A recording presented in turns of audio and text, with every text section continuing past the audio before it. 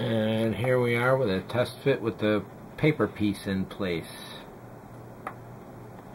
It's pretty good, but it is paper thin. It does set back a little from the very lip, which is what I had thought it would probably do. The bottom one does as well. And that's to make room for the plastic that is this shape itself. So I had a little bit of cutting to do, but eventually I found this shape, which looks like it'll work. And once I glue the front into place, then I can glue the sides off and trim them as well. One thing I should have done was to paint this piece silver.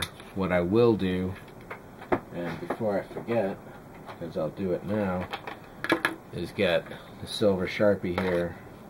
If not, and even if I can get this silver Sharpie into some of these places, it probably wouldn't be too bad an idea.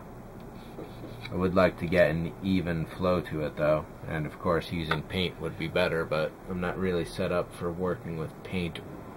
And if at least one side is silver, that should be good enough. So what I think I'm ready to do, and since I didn't show this on the last time,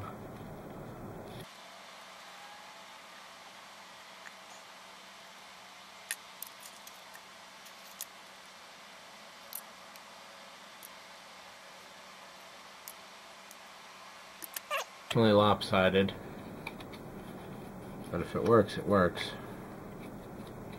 I shouldn't have used ink that would smear. I used to have a mechanical pencil around, but I can't find it. Funny how those things happen. Yeah, so there is a bit of a natural lip to this, where you can feel where the upper piece is going to go.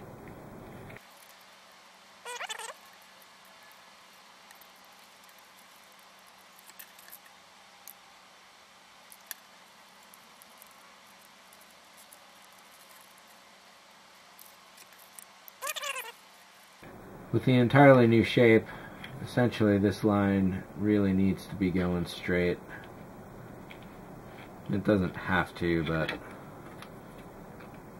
I'd rather have this be complete.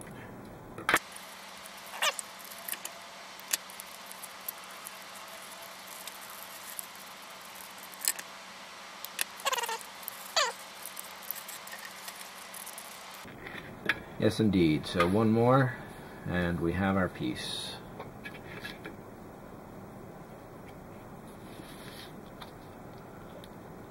And that pretty much could not have been done with paper, simply because I needed the physical characteristics of the plastic to apply.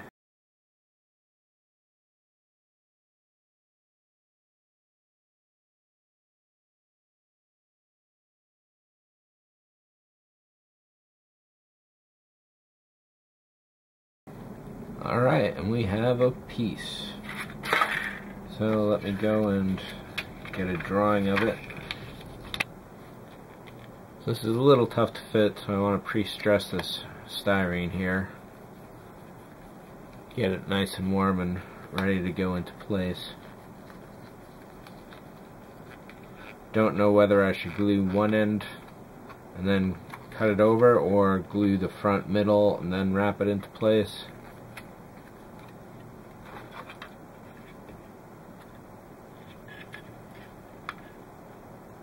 Probably getting the front locked into place is the best, as long as the edges are there.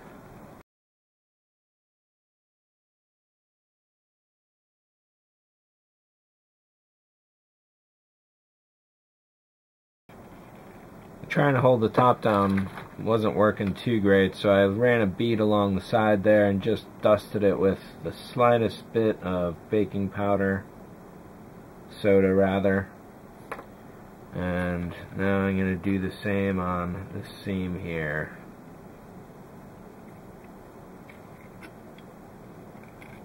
I figure if I can at least get this edge solid, then the front should follow from there.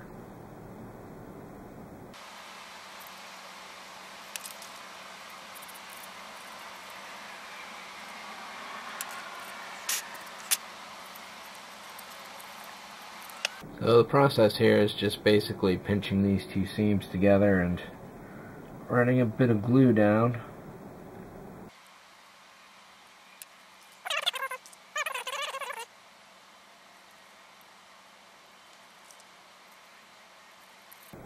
And I forgot to paint the inside of this silver with the marker, even though the marker's sitting right in front of me. What an idiot. Oh well. Some foil would probably work really well too for reflection material, now that I'm thinking of it.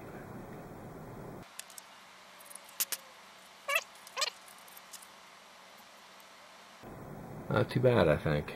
Not too bad at all.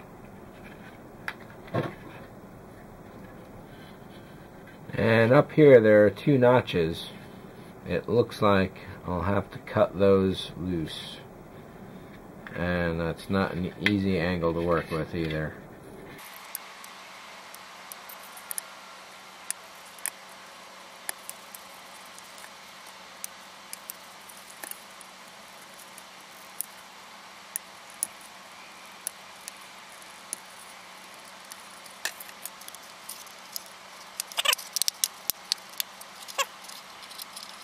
Let's take the opportunity to take a look at this.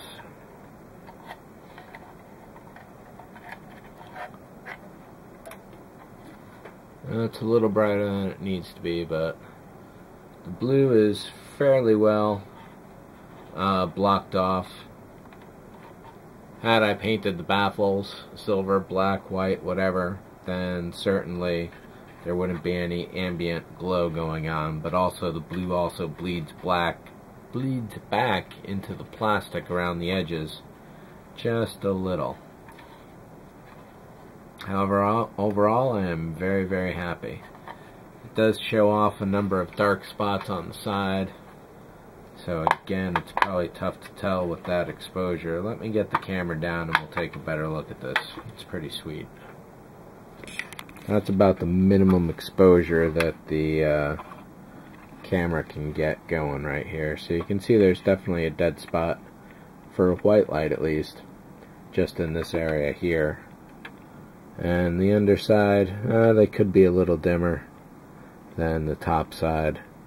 So we'll have to do something to address that. The problem here is that every surface pretty much has a window all over it.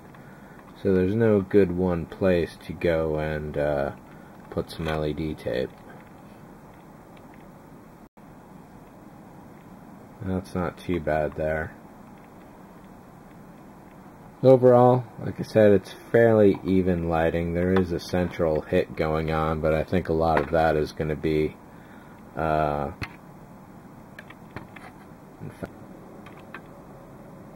alright, so I've got the exposure locked down pretty well.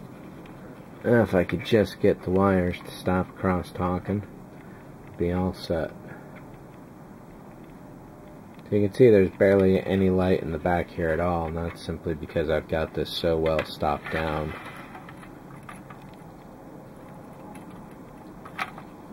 However, this definitely shows off how much of a dead spot there is up front here, and how much little light on the bottom there is compared to the top overall.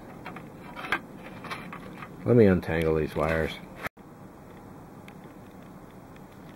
So now I've exposed more for this mid-range here, and again you can definitely see the dark spot. Rather than do another test on the lights, what I figured I'd do is get the final lights going, and rather than using two LED tabs, one on each side, I realized that just 3 segments of normal regular LED tape will work fine. So I soldered up one end, and basically what I'm going to do is wrap it around the center post here, something like this. So I'll have 3 LEDs on each side and 3 LEDs pointing backwards. So what I'll have to do now is set the camera up and we'll go for it. I said this is a little more difficult than it needed to be simply because of what I'm doing right now. That is passing one wire behind the central structure and keeping the other on this side of the structure. Also, I'm bending one LED so it angles kind of forward off to there. And even though there's a sticky back, what I'm probably going to wind up doing is, almost guaranteed to wind up doing actually, is throw some super glue down here to make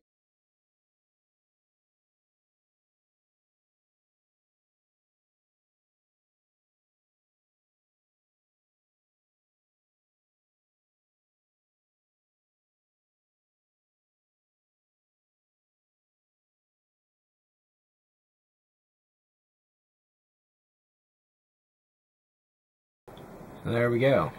Now it's just going to be a matter of tying these off, which could actually itself be a little difficult because I didn't leave myself a lot of wiggle room here.